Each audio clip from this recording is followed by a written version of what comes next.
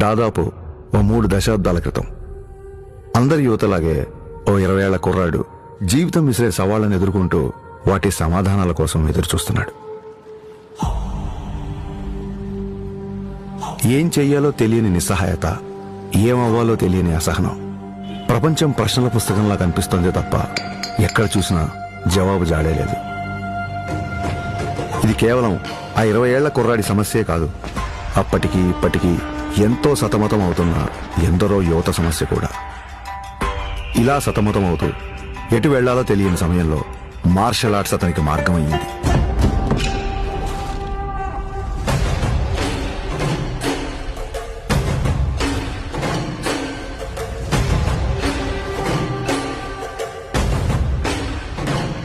Martial arts అంటే చాలా మంది అనుకున్నట్టు అవతల వాళ్ళని కొట్టడమో పడగొట్టడమో కాదు.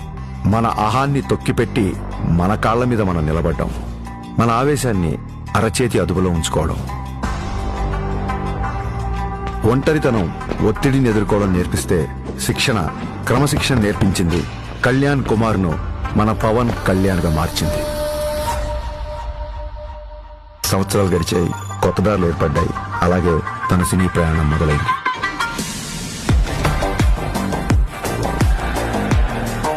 తను నేర్చుకున్న కళకు శిక్షణ తోడయ్యేసరికి అది తెర మీద నిజంలాగే కనిపించింది.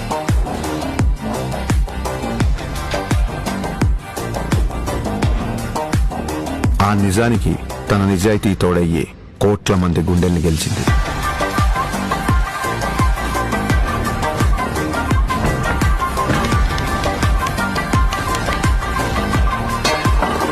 ప్రయత్నంలో లోపం లేకపోవడంతో ఫలితానికి సంబంధం లేకుండా ఎంతో మంది అభిమానుల్ని ఆయన దగ్గరికి చేర్చింది.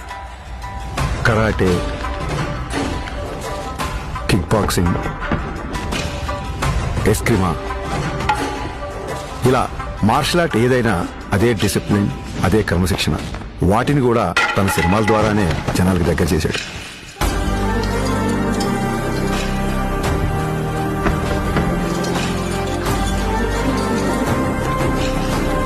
సినిమాల్లో చూపించే స్టంట్లు, ఫైట్లు జనరంజకంగా, ఆకర్షణీయంగా ఉంటాయని మనందరికీ తెలుసు. కానీ కళ్యాణ్ గారి సినిమాల్లోకి వచ్చిన తర్వాత ఆ యుద్ధ కళల్లో, ఆ ఫైట్స్ లో, ఆ స్టంట్స్ లో ఒక హానెస్టీ, ఒక నిజాయితీ, ఒక క్రమశిక్షణ, ఒక నిబద్ధత కనిపించడంతో ఆ మార్షల్ ఆర్ట్స్ అనేవి జనాల్లోకి చాలా వేగంగా దూసుకెళ్లాయి.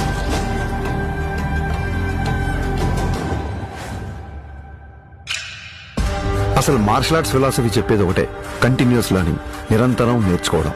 అందుకే ఇప్పటికీ ఓ స్టూడెంట్లా మార్షల్ ఆర్ట్స్ లో తన ప్రయాణాన్ని కంటిన్యూ